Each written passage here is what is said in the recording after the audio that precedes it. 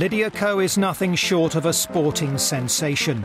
By the age of 16, the New Zealander had already won 4 professional tournaments, playing as an amateur, as well as the US Amateur Championship.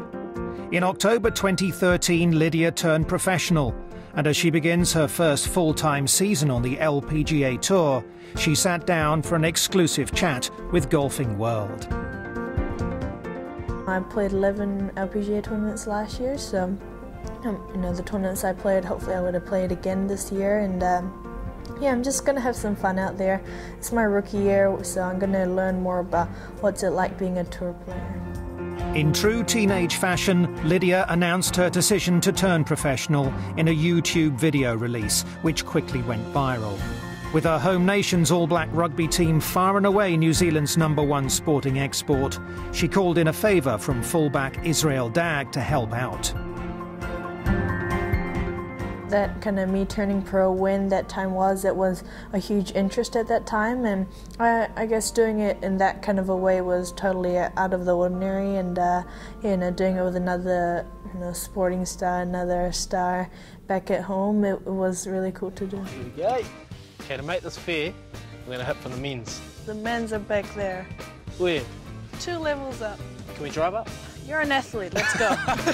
Kind of met Izzy for the first time at the New Zealand Open last year, and I saw him again to do this cool video, and it was actually for the Love Golf campaign. We're both ambassadors for that, so we thought, why don't we do it at the same time, because I was going to announce it around the similar time anyway. Well, if you can beat me, you can definitely handle the pressure of going pro. Must be time now. Okay, I'll do it. What? I'll do it. Do what? Turn pro. Right now, like this moment, right here, right now.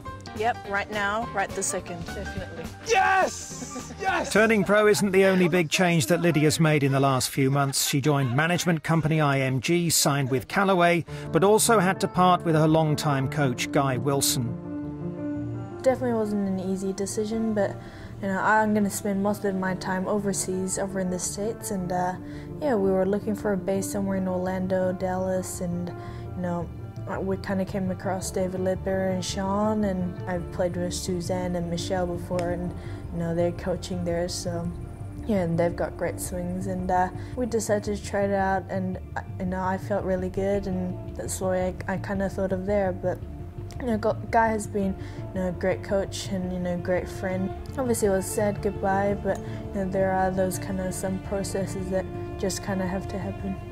Despite the changes, Lydia maintained her golfing focus, and in just her second start as a pro, she won the Swinging Skirts World Ladies Masters in Taiwan, against a field which included world #1 in B Park and 5 of the top 10 on the Rolex rankings.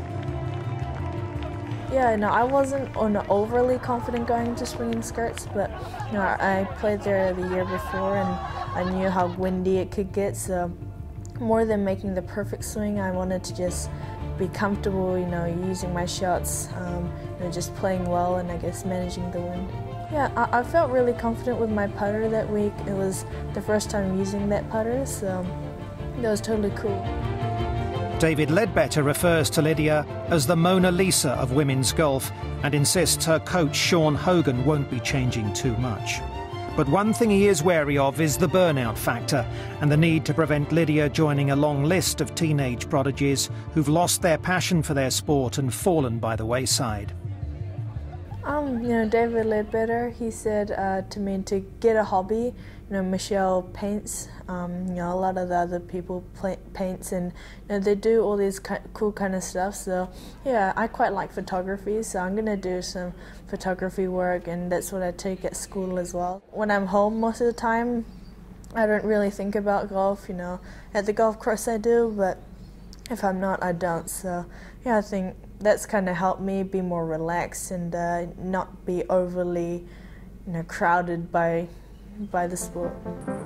Pretty sensible stuff for a teenager, but then Lydia does seem to have an old head on those young shoulders and is already looking at the long term.